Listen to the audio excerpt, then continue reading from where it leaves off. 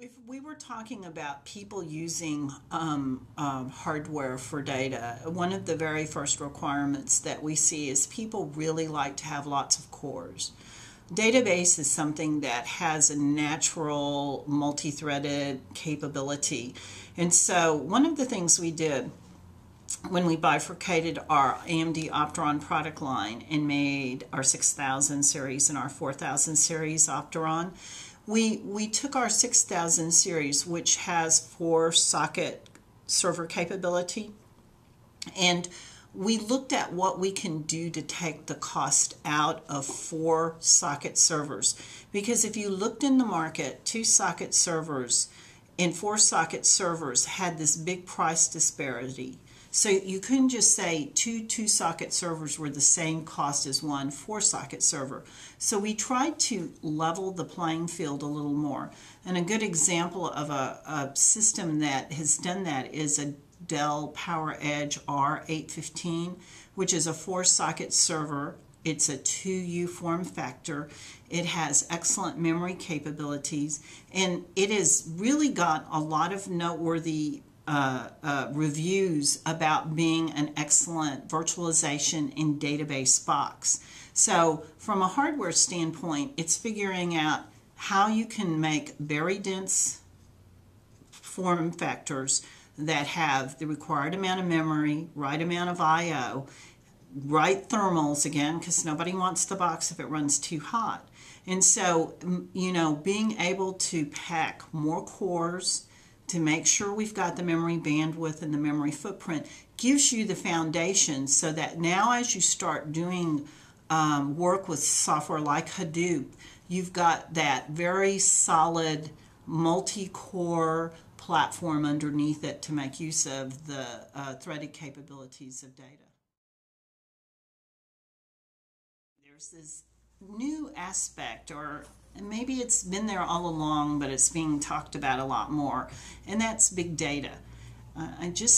Us becoming an internet society has just made the growth of data exponential.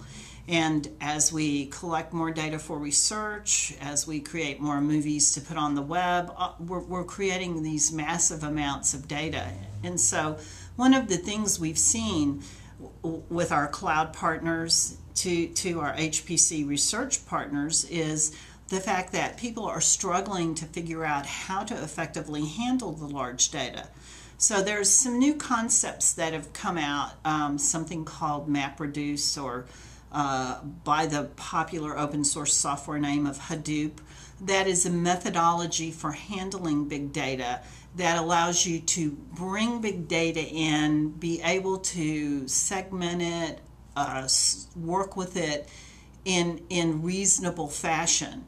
And so we've seen a lot of people, as this growth of data have expanded, reaching out to these different types of methodologies to see how they can be more effective with this data. Now, AMD has been doing a lot of education on big data. We have some videos on our website that talk about the growth of data. We have some white papers that some of our chief architects and senior fellows have written about big data. We've actually been working hand in hand with IDC, one of the analyst firms, on a blog series to help people understand some of the premises of big data. But besides education, we've also been doing some very solid software work. And so we are part of the Apache Foundation, where Hadoop is one of their open source codes. We've started to contribute code to Hadoop.